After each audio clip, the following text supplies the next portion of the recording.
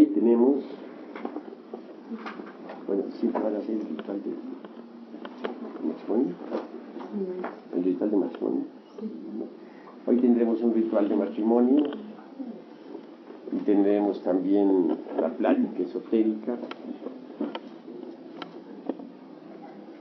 etc. Empezaremos naturalmente preparando el ambiente con nuestra plática de tipo esotérico y luego proseguiremos con todo lo demás.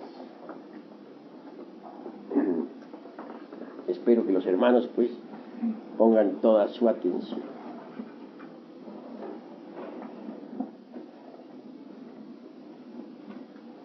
Es necesario comprender la necesidad de aprender a vivir.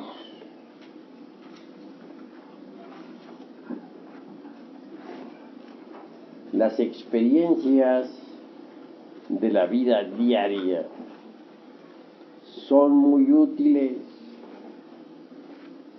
Desafortunadamente las gentes las repudian, las enjuician, las detestan, etc. Muchos se quejan de sí mismos y de los demás. Se asombra uno de ver cómo es que la gente subestima las experiencias. Nosotros debemos actuar a la inversa. Tomar las experiencias para nuestra propia autorrealización.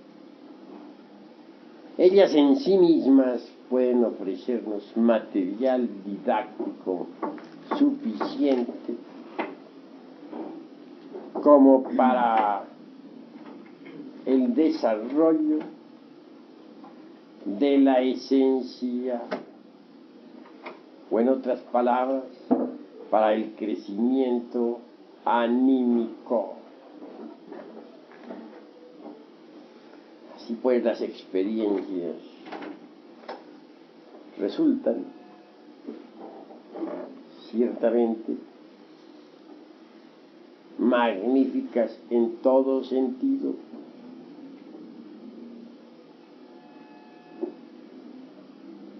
No es posible sacar material didáctico para el desarrollo de la conciencia de cualquier otro lugar que no sea de las experiencias.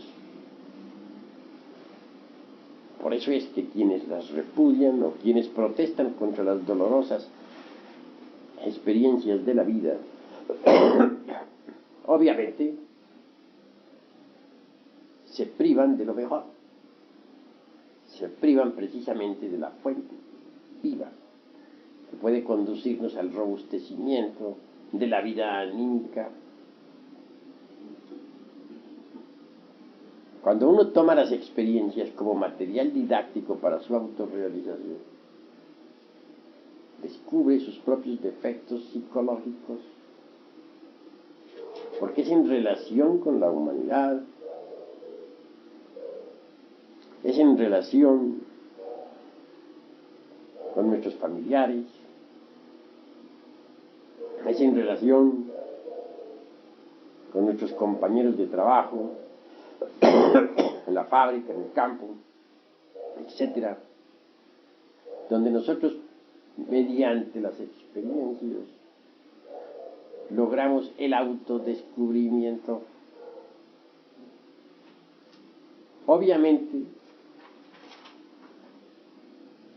las experiencias son las que nos hacen aflorar nuestros propios errores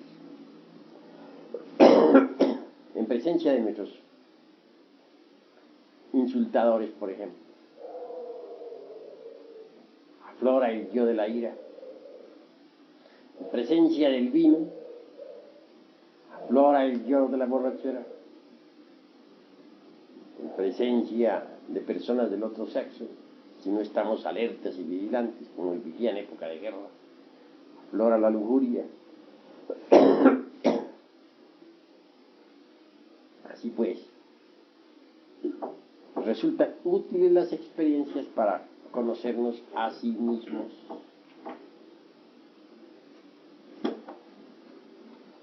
Obviamente lo principal es no identificarnos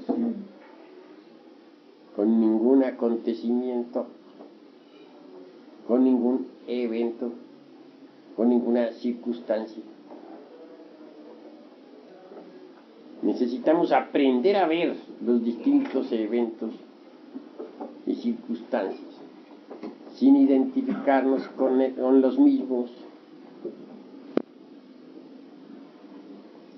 Necesitamos aprovechar cada experiencia, por dolorosa que sea, para el autodescubrimiento. Cuando uno se está observando a sí mismo, ve cuán útiles son las experiencias. Si nos retiráramos a una caverna solitaria sin habernos autodescubierto, sin habernos conocido a sí mismos, sin haber disuelto el ego, el resultado sería el más absoluto fracaso.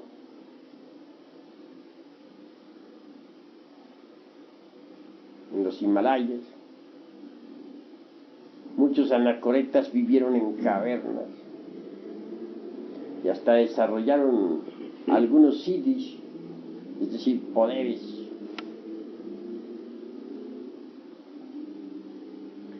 Esos ermitaños, a base de rigurosas disciplinas esotéricas, consiguieron el samadhi,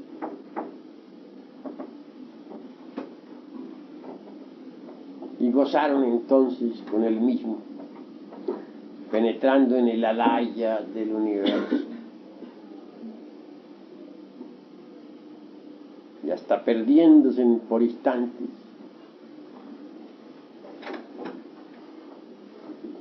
en el supremo Parabrahatma, Hatma.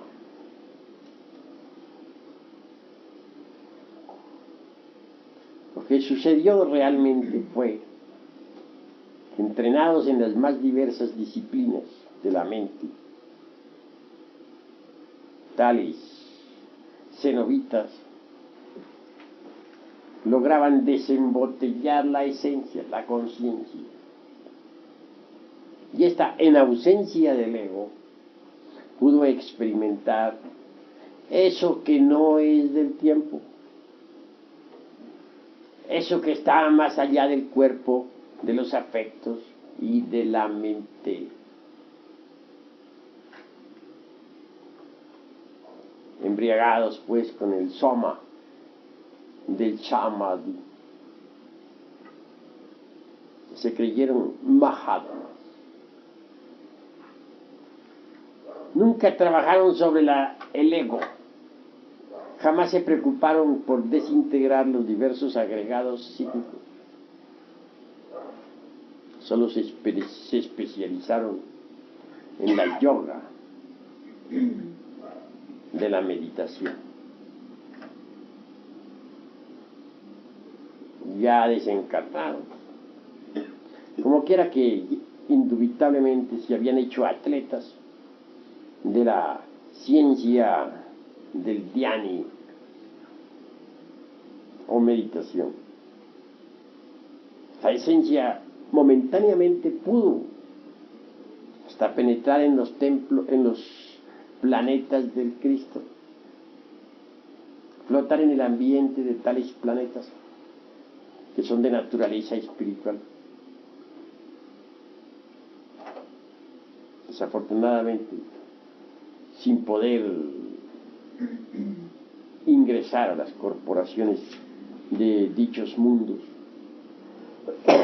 Pasado el éxtasis, la esencia volvió otra vez al ego, al interior del mí mismo. Posteriormente regresaron, se reincorporaron que ahora son en el mundo occidental personas vulgares, comunes y corrientes. En tanto en el Oriente, en el Tíbet, se les sigue aún todavía venerando como a santos. Es necesario entender la necesidad de desintegrar el ego. No sería posible esto si no aprovecháramos las duras experiencias de la vida. Personas también que después de un trabajo de observación constante con los distintos eventos de la existencia, se olvidan del trabajo. Entonces las experiencias vuelven a ser tomadas como antes. Cuando uno toma las experiencias de la vida como un medio para llegar a un fin, como un medio para el autodescubrimiento, como un medio para la autoobservación, puede saborearlas. El sabor del trabajo es algo maravilloso. Le da a uno una exquisitez inefable. Cuando uno descubre que tiene tal o cual defecto psicológico y lo elimina, entonces viene a saborear el trabajo. Es un sabor inconfundible. Pero cuando uno, después de haber trabajado, abandona el trabajo sobre sí mismo y vuelve a tomar las experiencias de la vida tal como antes, es decir, vuelve a reinvertir el sentido de las experiencias, entonces indubitablemente sentirá otra vez el mismo sabor de la rutina diaria, el mismo sabor a vida de siempre. Hay pues que distinguir claramente entre el sabor trabajo y el sabor de la vida rutinaria. Por eso yo les digo a ustedes, mis caros hermanos, no huyan de las experiencias de la vida. Aprovechen hasta la más simple experiencia para el autodescubrimiento. Cualquier evento, por insignificante que sea, nos permite el autoconocimiento. Porque precisamente es en relación con las distintas gentes como viene uno a autodescubrir, a descubrir sus propios errores, que afloran tan espontáneos, que basta estar en estado de alerta para verlos. Defecto descubierto debe ser trabajado, debe ser enjuiciado, debe ser analizado correctamente, debe ser comprendido a través de la técnica de la meditación.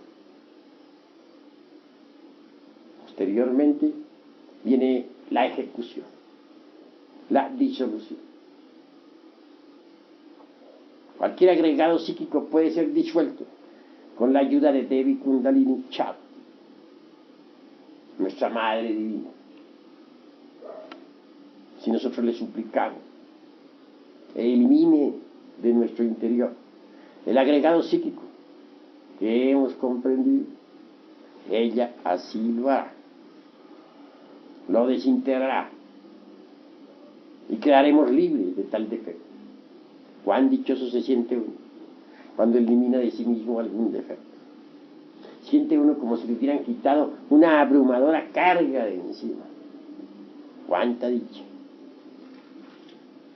Y a medida que los distintos agregados psíquicos se van desintegrando, la esencia, el Buddhata, se van siendo liberados.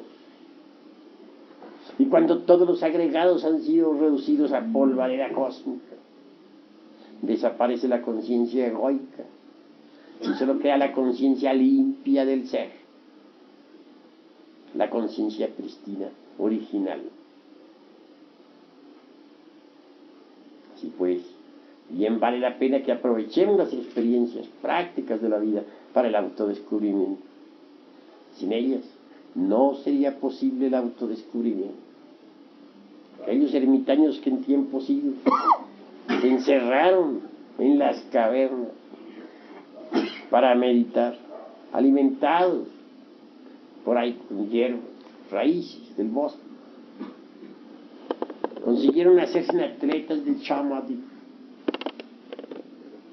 Algunos lograron hasta el Satori.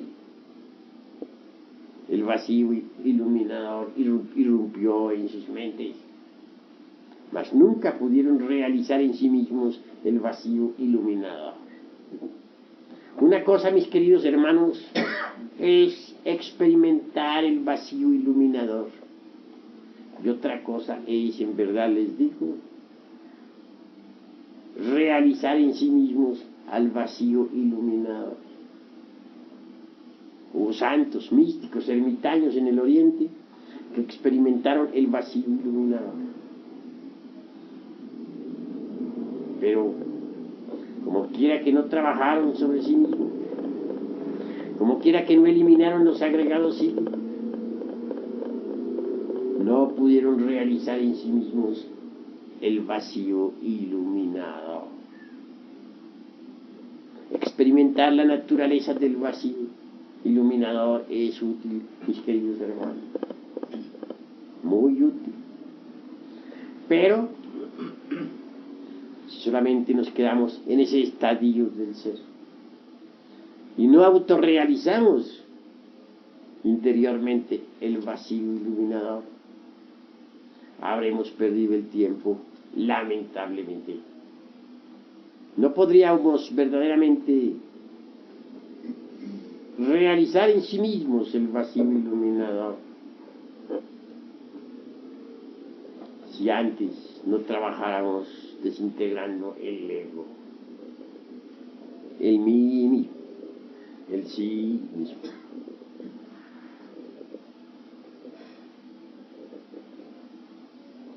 Así pues, vale la pena reflexionar profundamente en todas estas cosas. A medida que nosotros vayamos desintegrando en sí mismos al ego, la conciencia se irá liberando. Y cuando absolutamente hayamos logrado la desintegración absoluta del mí mismo, la conciencia estará absolutamente liberada. Entonces el vacío iluminador habrá sido realizado en cada uno de nosotros.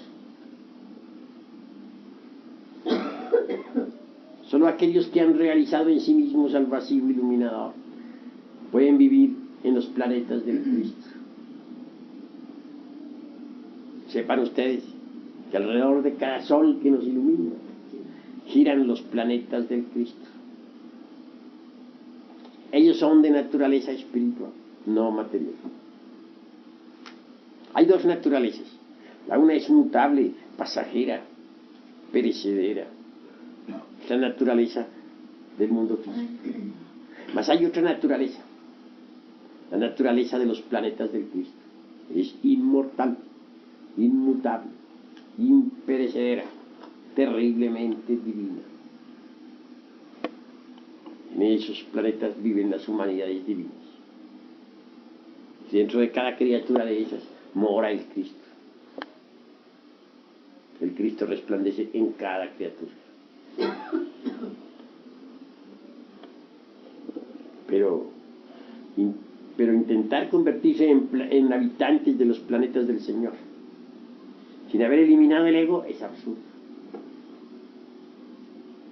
Querer eliminar el ego renunciando a las experiencias de la vida o protestando contra las mismas o desesperándose o identificándose con cada evento es estúpido, porque el material didáctico para la autorrealización no sale de ninguna otra parte sino de las experiencias de la vida.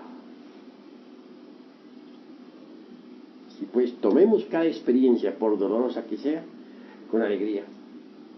Pensemos en que nos da el material didáctico suficiente para la autorrealización. No cometamos el error de identificarnos con ningún evento. Mas tampoco cometamos el error de repudiar evento alguno. cada experiencia de la vida es útil.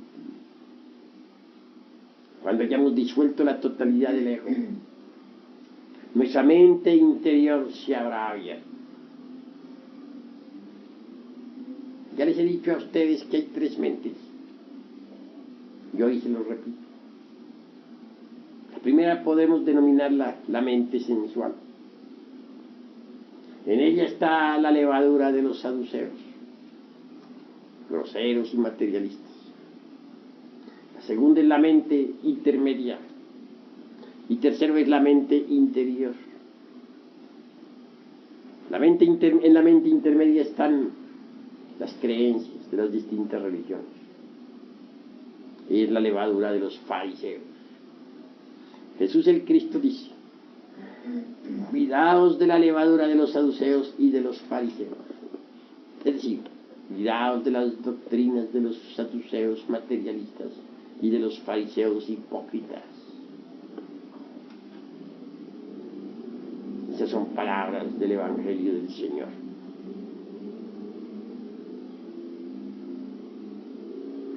¿Qué puede saber la mente sensual sobre lo real, sobre la verdad? Nada. ¿Por qué? Porque ella elabora sus conceptos de contenido exclusivamente con los datos aportados por los 5 sentidos.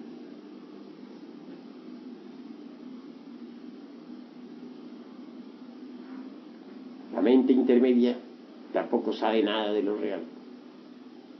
Allí están las doctrinas de los fariseos.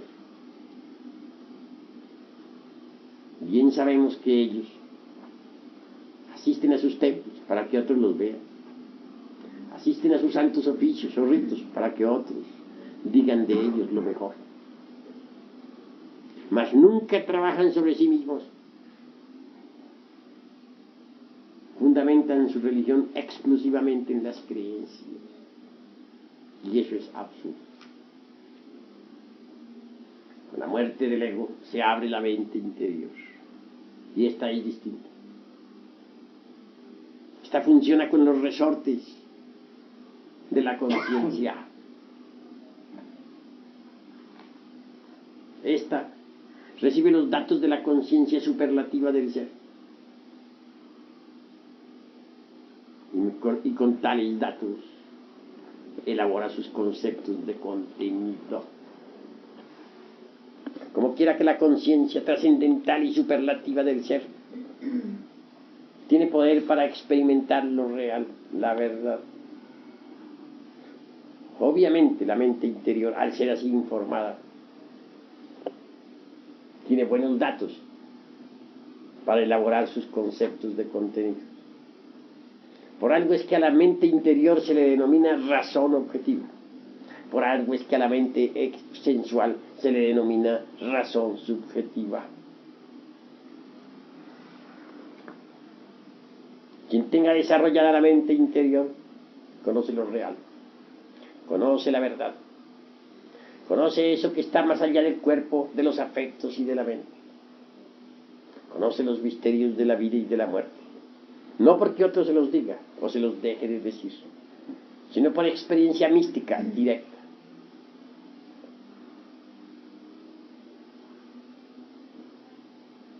Quien tenga desarrollada la razón objetiva es un iluminado. Mas hay 6 grados de desarrollo de la razón objetiva. Estos 6 grados se conocen por los tridentes que existen en los cuernos. ¿A qué cuernos me estoy refiriendo? A los cuernos de plata de los hierofantes, a los cuernos de Lucifer. Este Lucifer no es otra cosa sino la reflexión del Logos en nosotros, la sombra del Señor, ubicada dentro de nosotros mismos, dentro de nuestro universo interior, para nuestro bien.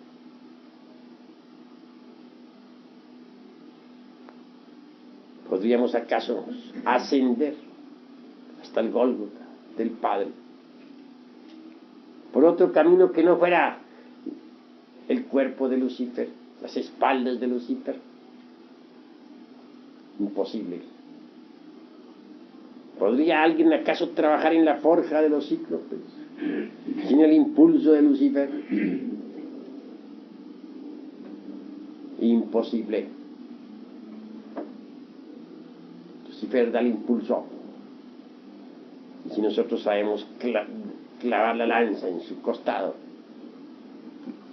lo vencemos.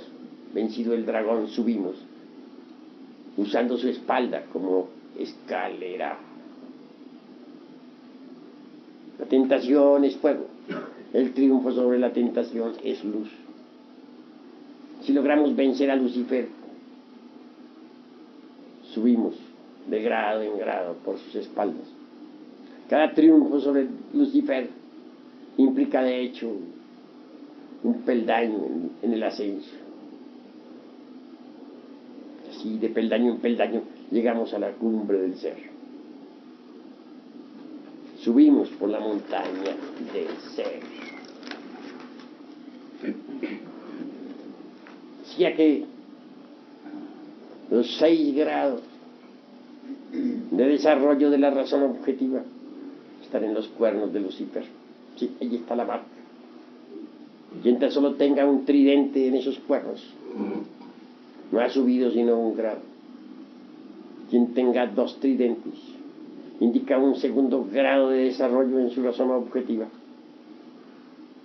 Quien tenga un 3 ha perfeccionado su mente hasta el 3er grado de su perfección objetiva. Pero quien tenga los 6 grados de los 6 tridentes en sus cuernos habrá alcanzado la perfección absoluta en la razón objetiva del ser. Habrá llegado al sagrado anclaje y podrá permanecer en él. Será perfecto. Y todos los coros de las ecolaptías de este universo, los 4 grandes coros o grupos, les obedecerán y venerarán. A lo mejor dijéramos, le obedecerá, le venerará.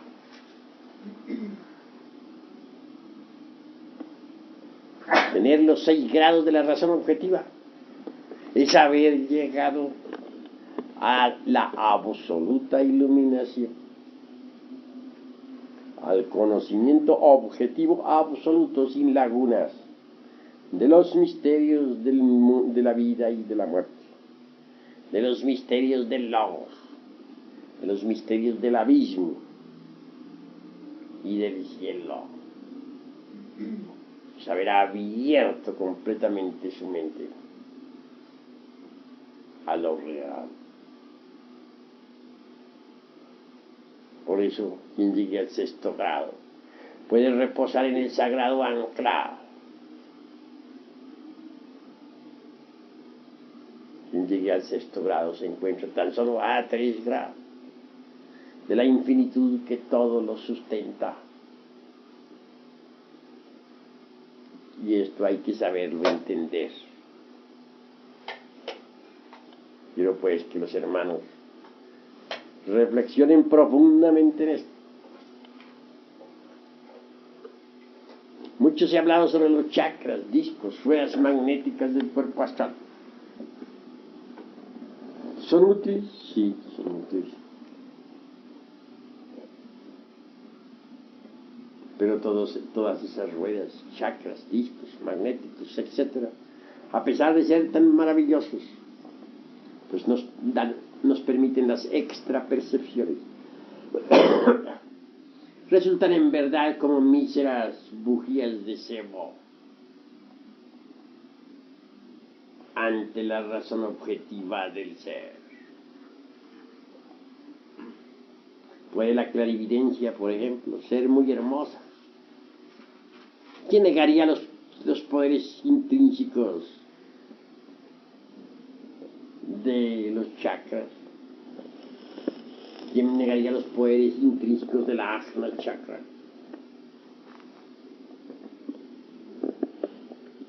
Mas ellos en sí mismos son como el fuego de un cerillo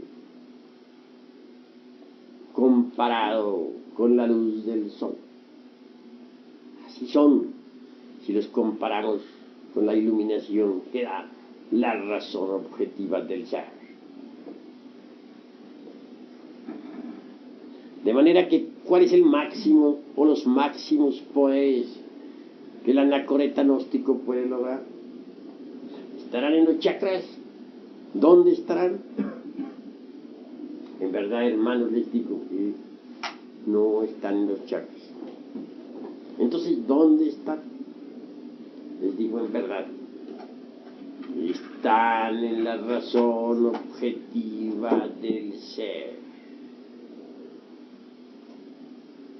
Mas para perfeccionar la razón objetiva del ser, se requiere la eliminación de los elementos subjetivos de las percepciones.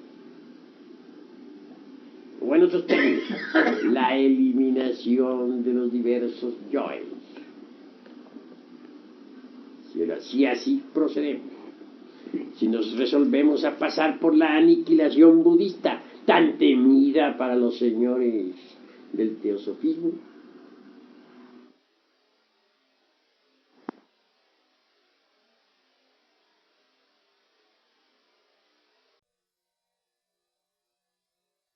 podremos en verdad reposar en el sagrado anclado. Hay dos psiquismos. El inferior está relacionado con los chakras. El superior, que pertenece a la conciencia superlativa y trascendental del ser, a los valores étnicos de lo divinal, de lo trascendental, a la cultura universal, espiritual, divinal.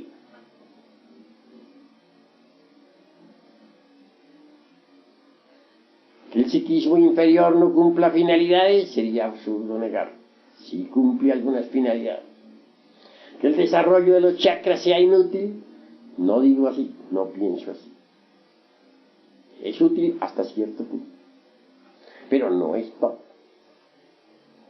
Cuando uno ha despertado conciencia y ha abierto en verdad la razón objetiva, y puede la razón objetiva o mente interior servir de instrumento a la conciencia, entonces la iluminación del ser es absoluta y supera a todos los chakras, pasa más allá de los chakras, entra en el terreno del superhombre, del Buda, del iluminado Buda. Quiero que los hermanos comprendan este aspecto intrínseco tan profundo. Quiero que entiendan también por tal motivo la necesidad de pasar por la aniquilación budista. Si así lo hicieren, no les pesará. Abrirán su mente interior y llegarán a poseer la iluminación. No quiero decir que antes no sea posible la experiencia del vacío iluminador. Es posible. Como ya les he dicho a ustedes, una cosa es la experiencia del vacío iluminador y otra cosa es la realización íntima del vacío iluminador. Cualquier anacoreta puede experimentar el vacío iluminador, pero eso no implica forzosamente la autorrealización íntima del vacío iluminador. Nadie podría realmente autorrealizar el vacío iluminador en sí mismo, en tanto no haya eliminado o desintegrado todos esos agregados psíquicos inhumanos que llevamos en nuestro interior. Vale la pena que comprendamos pues todo esto, que reflexionemos profundamente en el proceso de desintegración del ego, hemos de sangrar profundamente. Y necesitamos lavar nuestros propios pies con la sangre del corazón. Si es que queremos quedar completamente puros.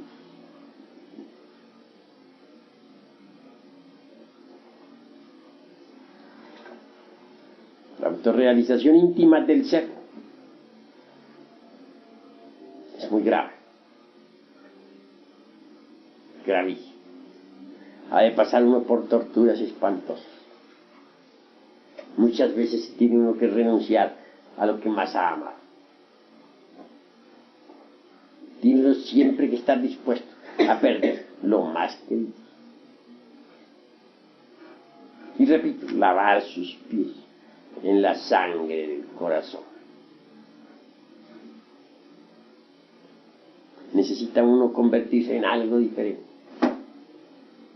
en algo distinto. Hasta la misma identidad personal ha de perderse. Esto quiere decir, un día habremos de buscar hasta nuestra misma identidad actual y ya no la hallaremos. Se habrá perdido para nosotros mismos, porque nosotros nos habremos convertido en algo diferente. Necesitamos volvernos distintos, diferentes, cambiar radicalmente. ¿Cómo podríamos cambiar totalmente si conserváramos nuestra actual identidad? En este camino, mis queridos hermanos, hay procesos dolorosos, muy dolorosos. El que quiere empezar con éxito debe empezar con algunos sacrificios físicos, disciplinarios. Yo empecé mi actual existencia caminándome a algunos países enteros a pie, sin 5 centavos entre la bolsa, durmiendo en las montañas, envuelto en mis propios trapos para desafiar la plaga, llegando a los pueblos sin dinero, o bien acostándome por ahí debajo de los aleros de las casas, cuando tenía tales techos o aleros, porque ahora las edificaciones se han vuelto tan crueles que si le cae a uno la lluvia no tiene más remedio que soportarla. Así es la crueldad de estos tiempos. Y no me pesa haber caminado sin dinero países enteros. No me pesa haber sufrido la tormenta y los huracanes. No me pesa haber llegado a pueblos donde nadie me conocía y sin un céntimo entre la bolsa. Así empecé. Y mucho que me sirvió. Yo empecé en una forma natural. Mi padre, que está en secreto, quiso que así empezara, y así empecé. A otros les ha tocado empezar así, porque su gurú así lo ha establecido para su vida. Conozco el caso de un gurú de ojos negros penetrantes y mostachos negros. Organizó sus discípulos para una caravana. Recorrió países enteros para llegar a Grecia.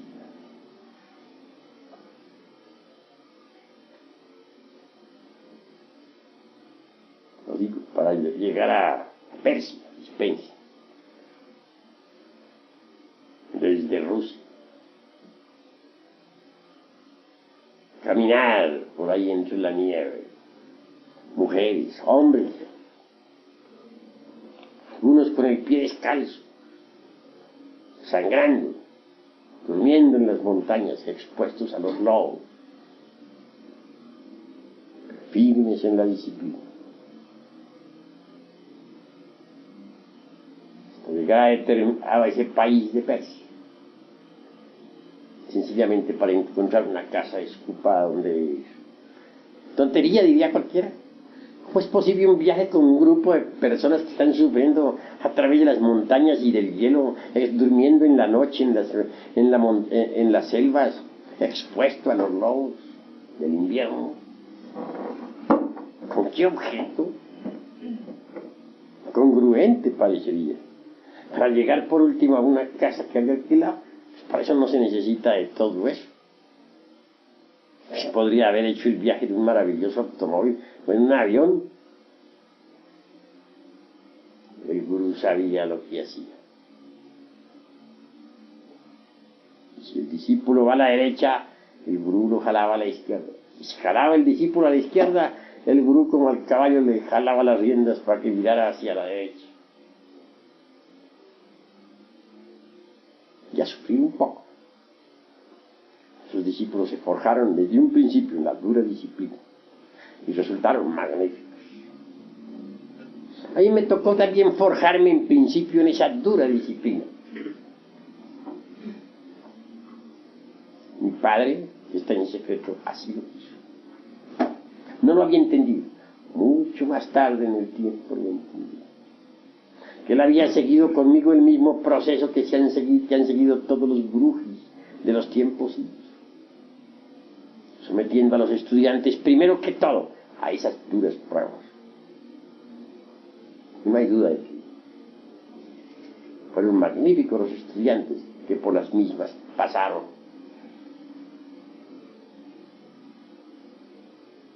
Así, queridos hermanos, tiene uno que ir eliminando de sí mismo muchas pésimas costumbres, hábitos adquiridos,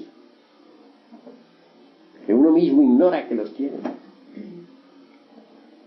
movimientos mecánicos sin sentido, etc. Tiene uno que hacerse consciente de todos sus gestos y actitudes y eliminar lo que no sirve. Todo esto requiere una observación muy rigurosa de sí mismo. En principio es conveniente esa dura disciplina de los viajes dolorosos y cruentos, de las torturas del camino, a fin de forjarse desde un principio como debe forjarse en la lucha.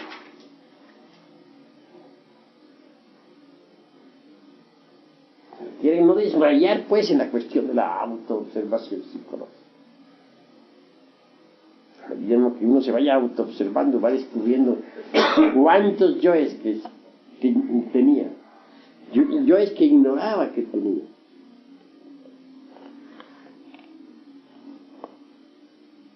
Uno se queda asombrado cuando se autodescubre. ¿Qué diríamos de un caballero honrado, sincero, trabajador, magnífico ciudadano, intachable, incapaz de quitarle un céntimo a nadie, que de pronto descubra que en el fondo de sí mismo posee unos cuantos yoes ladrones? Imposible, dirían cualquiera. Imposible. No, en esto no hay nada imposible. ¿Y qué diríamos de una dama honesta, magnífica esposa, virtuosa, entregada a su hogar, que de pronto autoexplorándose profundamente descubriese en el fondo de sí mismo toda una legión de yoes prostitutas?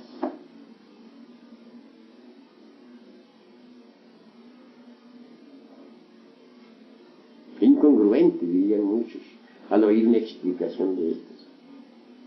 Qué ilógico, qué paradójico. Pero en el terreno de la psicología profunda, todo esto es posible. En el fondo de cada uno de nosotros hay una creación equivocada. Yoes de los antiguos tiempos. Yoes que personifican errores espantosos. Y lo más grave es que dentro de los mismos está embotellada la conciencia, siempre y enfrascada, siempre procesándose en virtud de su propio embotellamiento. cuál es el peor obstáculo que existe para la disolución del ego. ¿Cuál será la peor inconveniente? Lujuria. Sí, es una palabra terrible. ¿Quién no la tiene? ¿Quién de los aquí presentes podría decir que nunca ha tenido lujuria?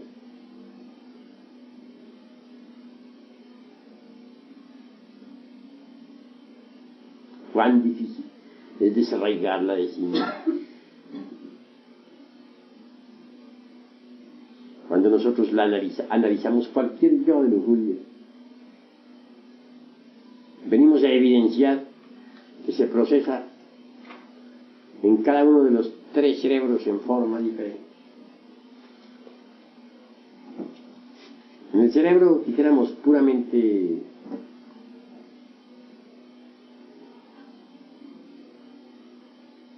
emocional, se expresaría como amor.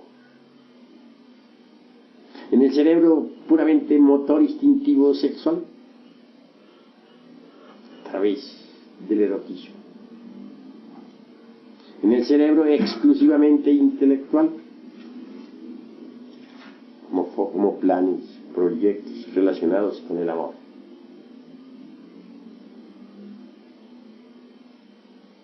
O con el ser que se ama, o que se cree amar. Sin embargo, de ahí, todas no son sino fenómenos de un mismo yo, que se llama lujuria. Pero vea, cuán distinto se manifiesta en el cerebro intelectual, qué forma tan distinta, qué otra forma asume en el corazón, y por último, cuál es su modo operandi en el centro motor instintivo sexual. Repito, en el centro motor instintivo sexual, como pasión animal. En el corazón la lujuria asume otra forma. Podríamos denominarla como amor. Y en el intelecto asume otra forma, como proyectos relacionados con ese amor, como recuerdos de ese amor. Y es que cada yo tiene sus 3 cerebros: el intelectual, el emocional y el motor instintivo sexual. Cada yo es una persona con sus 3 cerebros. Eso es obvio. Así pues que dentro de nuestra persona hay miles de personas, y cada una de ellas está organizada con sus 3 cerebros. Entonces, la personalidad no es más que una marioneta jalada por hilos invisibles. Y ahí yo es muy difícil de arrancar de sí mismo y de desintegrar. Yo es que se confunden con la espiritualidad y con el amor. Se necesita tener, dijéramos, el ojo clínico para verse a sí mismo. Disponer siempre de ese bisturí finísimo de la autocrítica, para abrir todo lo que tiene y hacerle la disección a sus valores.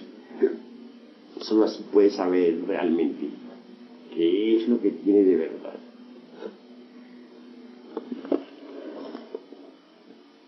Se necesita mucha observación, mis caros hermanos.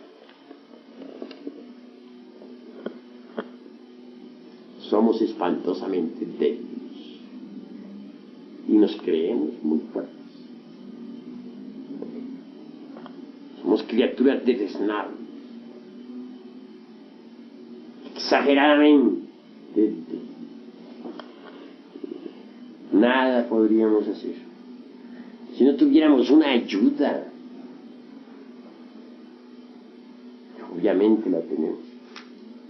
Contamos con el poder de la serpiente sagrada, con la divina madre Kundalini. Solo ella puede de verdad asistirnos para desintegrar los yoes. Solo ella con sus flamas puede reducir a cualquier yo a polvar y acoso.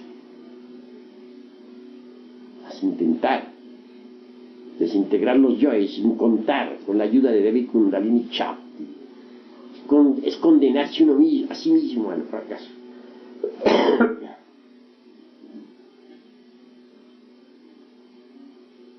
Y eso es muy grave.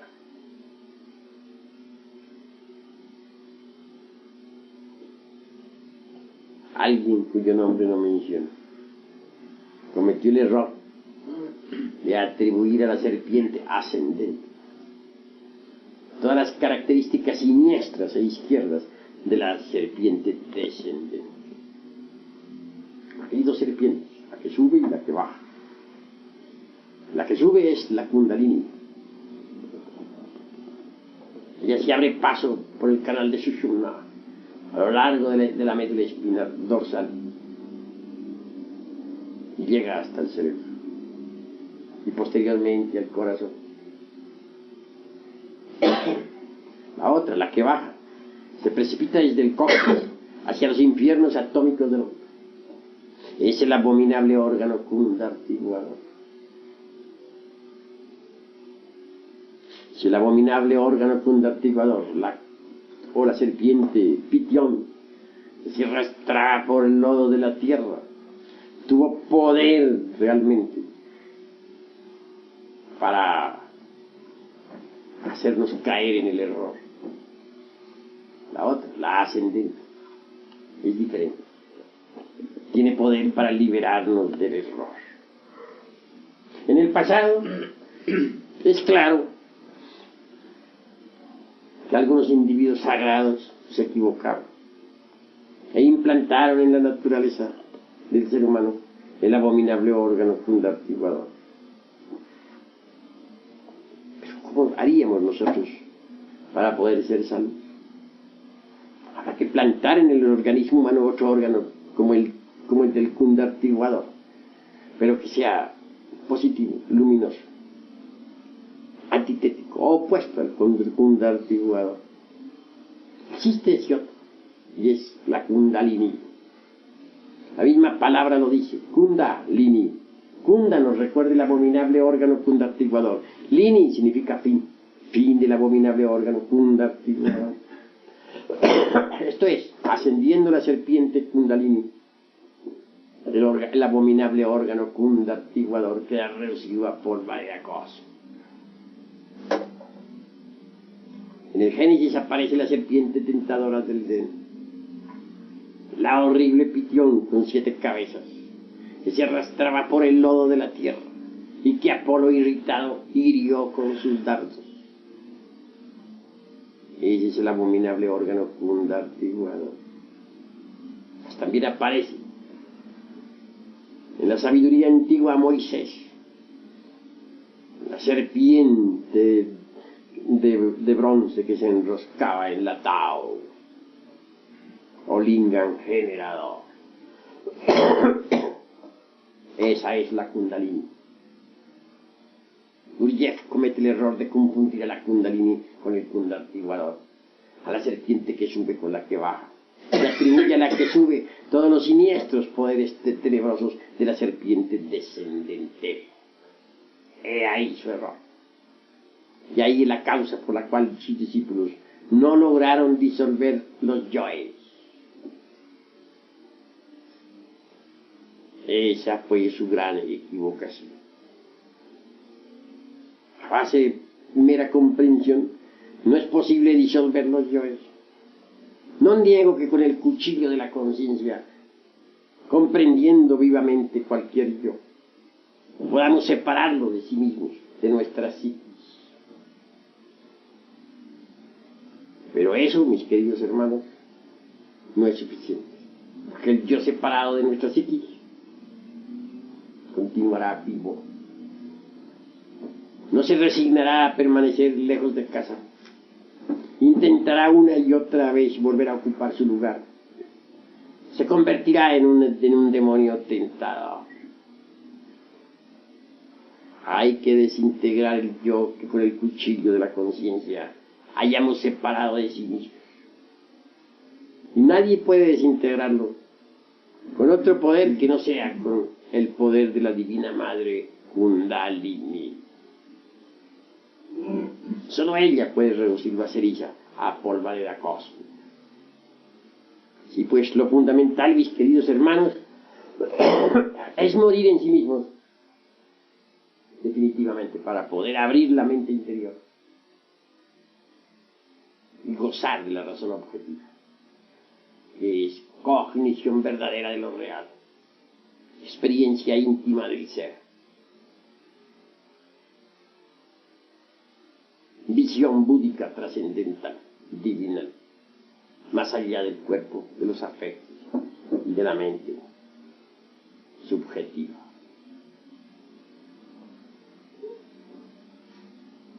A medida que ustedes vayan digeriendo todo esto, irán comprendiendo también la necesidad de vivir alertas y vigilantes, como el vigía en época de guerra, trabajando siempre en forma constante. Así como están, como se encuentran en estos precisos momentos, ustedes no sirven para nada. Tienen una creación equivocada manifestándose a través de una falsa personalidad. Espiritualmente están muertos, no tienen realidad ninguna. Así como están todos ustedes, deben dejar de existir, porque si continúan existiendo así como están, tendrán que ingresar en la involución mineral de las entrañas de la tierra. Así como están muertos espiritualmente. No poseen la razón objetiva del ser. No han conseguido la iluminación. Yacen como sombras entre las profundas tinieblas.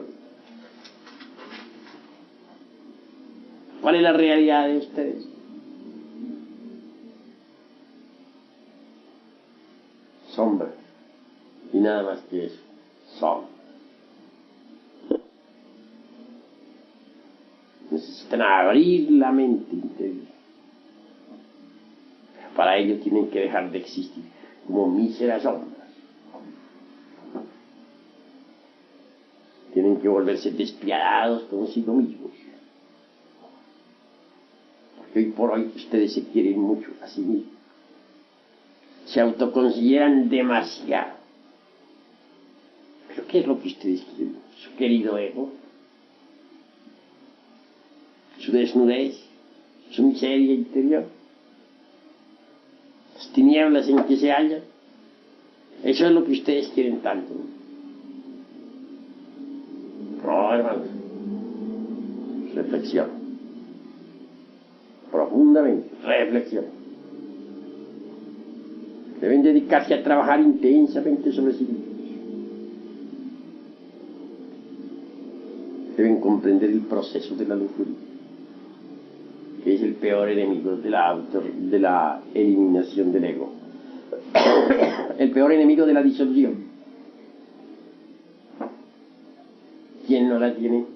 ¿Quién no la ha tenido? Sin embargo, hay que reducirla a ceniza.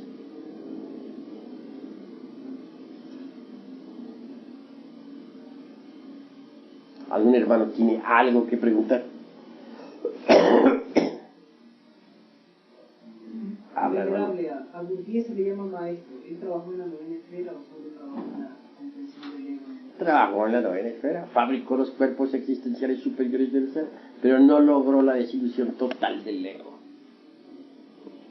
porque rechazó a su divina madre. ¿Cómo puede disolver el ego el hijo ingrato?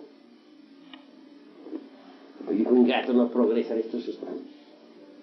Primero que todo, antes de llegar al Padre, tenemos que llegar a la Madre. Eso es obvio.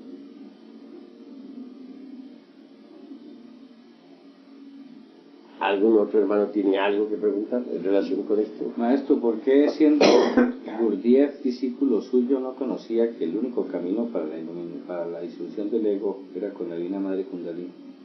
Se olvidó de su base. En antiguas existencias estuvo bajo mi instrucción, pero en su existencia última, pues él, como quiera que estaba lejos de mí, se olvidó también de su divina madre. Ese fue su error. Es.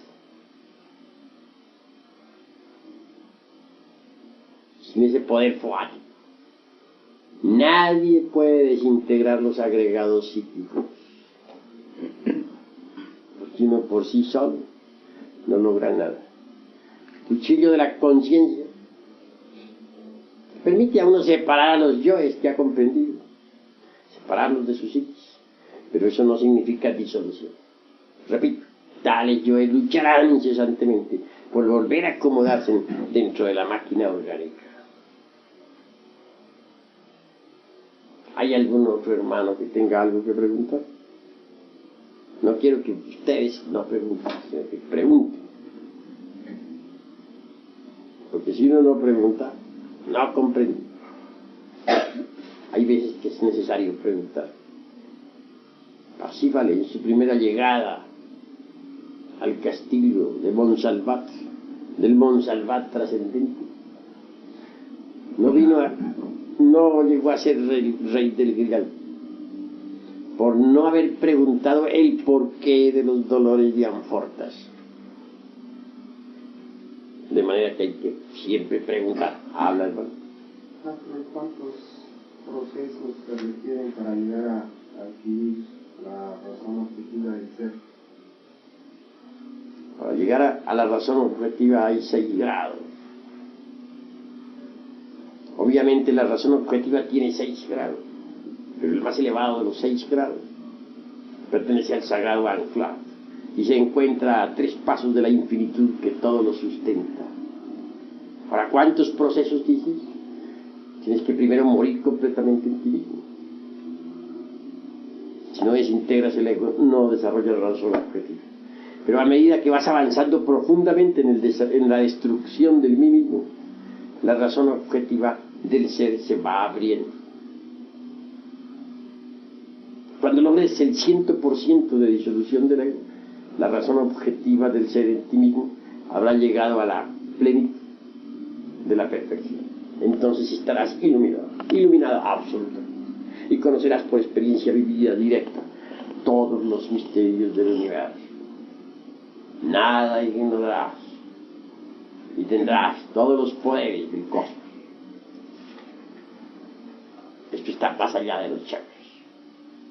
Los chakras, repito, no son sino pálidas lumbres ante la luz del sol. Útiles, pero muy incipientes.